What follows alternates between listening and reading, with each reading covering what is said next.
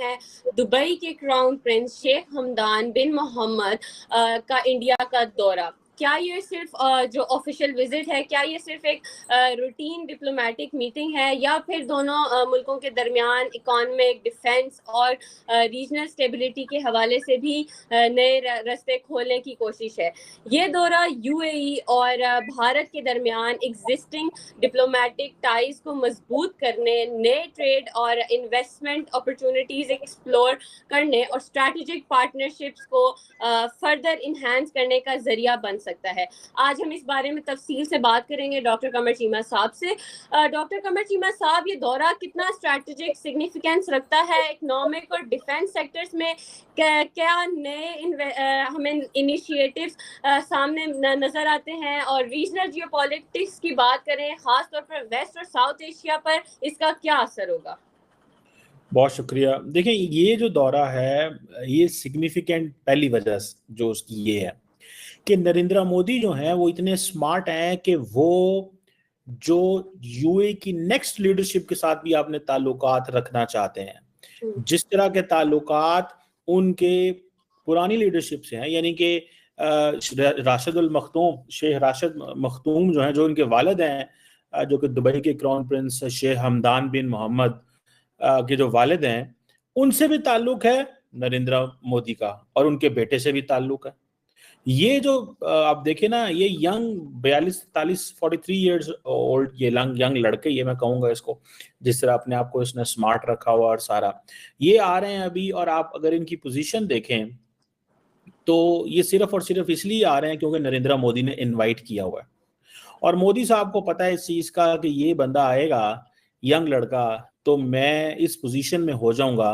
अच्छा, नरेंद्र मोदी के ये गेस्ट हैं, भारत के अंदर अहमियत उनको दी जा रही है बहुत ज़्यादा, और सिर्फ एक ही वजह है कि किस तरह पाकिस्तान को आउट मैनूवर करना है मिडल ईस्ट के अंदर, पाकिस्तान को आउट स्मार्ट करना है मिडल ईस्ट के अंदर। हम सऊदी अरब हो, यूएई हो, जीसीसी की जितनी भी लीडरशिप हो, उसको हम सिर्फ और सिर्फ इस एंगल से देखते हैं कि यार ये लोग जो है ना, ये यंग लड़के हैं, तो बस ठीक है, हम जब जैसे हमें पिछले पैसे देते थे, हमें ये भी इसी तरह लोन देते रहेंगे, कर्जे देते। नमस्ते दोस्तों, आप देख रहे हैं भुवन सबर एवं। तो दोस्तों, प्रधानमंत्री नरेंद्र मोदी ने मंगलवार को कहा है कि दुबई के शहजादे शेख हमदान बिन मोहम्मद बिन राशिद अल मक्तूम की भारत की खास यात्रा ने मजबूत द्विपक्षीय सहयोग का मार्ग प्रशस्त किया है। मोदी ने संयुक्त अरब अमीरात के क्राउन प्रिंस से मुलाकात के बाद ये बात कही है। वहीं रक्षा मंत्री राजनाथ सिंह ने भी क्राउन प्रिंस के साथ बैठक के बाद कहा कि भारत सह उत्पादन और सह विकास परियोजनाओं सहित रक्षा क्षेत्र में खाड़ी देश के साथ मिलकर काम करने का इच्छुक है। गौरतलब है कि अल मक्तूम मंगलवार को 2 दिवसीय यात्रा पर भारत पहुंचे थे। लेकिन ये बड़े स्मार्ट हैं, ये कारोबार करेंगे, ये इंडिया के साथ बिजनेस करेंगे। इनको समझ आ गई है कि पाकिस्तान आपको मजहब का चूरन बेचता था, मजहब करता था। वो कहते हैं मुसलमान हम आपसे बहुत अच्छे हैं, हमें पता है आपके लोग इधर आके जो काम करते हैं, हमें इस चीज़ का अंदाज़ा है, हमें इन चीज़ों में छोड़ दें, हमें उस मुल्क के साथ काम करना है जो बिजनेस देगा। इंडिया उनको बिजनेस देता है। अब आपको इस चीज़ का पता है कि इंडिया और यूएई के अगर ताल्लुकात को सिर्फ आप देखें तो बायलैटरल ट्रेड ही तकरीबन 100 अरब डॉलर तक होना, $100 बिलियन बाय 2030। इस वक्त 70-80 अरब डॉलर की ऑलरेडी ट्रेड मौजूद है। इंडिया की जो एक्सपोर्ट है यूएई को, वो तकरीबन $48 बिलियन है। एंड यहां से आप अंदाजा देखें कि ये नॉन ऑयल ट्रेड जो है वो उसको किस हद तक लेके, ऑयल ट्रेड अलग है, नॉन ऑयल ट्रेड। इंडिया जो है, मुझे याद है कि डॉक्टर जयशंकर ने अपना जो पहला दौरा आउट ऑफ द रीजन जो किया, पहला आई थिंक उन्होंने श्रीलंका का किया था, जो पहला दौरा उन्होंने इस खित्ते से बाहर किया वो यूएई का किया था। That was a clear message कि हम आपके साथ काम करना चाहते हैं और आपकी ही वैल्यू है हमारी नजरों में।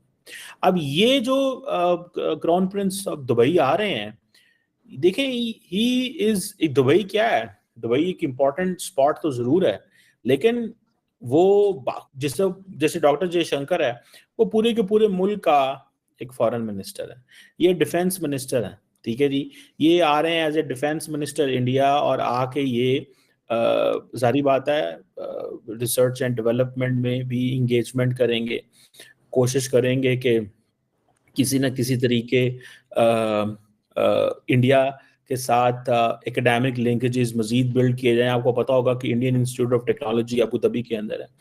अब देखें ये कैसे मुमकिन है कि नरेंद्र मोदी अपने से कम रैंक के ऑफिसर को या कम रैंक के पॉलिटिकल शख्सियत को इनविटेशन दें, लेकिन उनको इस चीज़ का पता है कि ये इनविटेशन देना कितना ज़रूरी है। इस इनविटेशन से मुझे या भारत को क्या मिलेगा? भारत अपने जो ताल्लुकात हैं वो नेक्स्ट जनरेशन तक लेके जा चुका है। हमें अभी इस चीज़ का अंदाज़ा नहीं है। मैं आपको सच्ची बात बताऊं, पाकिस्तान को इस चीज़ का भी अंदाज़ा नहीं है कि यूएई कितना इंपॉर्टेंट मुल्क है इंडिया के लिए। इंडिया तो इनको कहते हैं, वो कहते हैं जी we are partners in progress, हम पार्टनर्स हैं इन प्रोग्रेस में। और हम, आपको पता है, जब जाते हैं यूएई तो क्या लेने जाते हैं? $1 बिलियन $2 बिलियन कि हमारा जमा करवा दें उधर हमारी सेंट्रल बैंक में, ताकि हमें IMF कर्जा दे दें। और फिर हम उनसे ये भी डिमांड करते हैं कि कश्मीर के ऊपर जो है ना, आप वो बातें करें जो हम कहते हैं। तो वो कहते हैं ये मुमकिन नहीं है, ऐसे नहीं हो सकता। आप जस्ट सिर्फ इसी चीज से अंदाजा लगा लें कि नरेंद्र मोदी जब से पावर में आए हैं 2015 से लेके अब तक, 2015 से लेके अब तक वो मुसलसल कितने दौरे कर चुके हैं।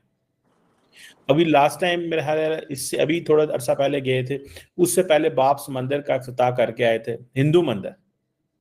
और यूएई ने इस चीज की इजाजत दी और पाकिस्तानी वहां लड़ते थे, लो जी ये यूएई क्या कर रहा है। हालांकि यूएई को एब्सोल्युटली बिल्कुल ठीक किया उन्होंने।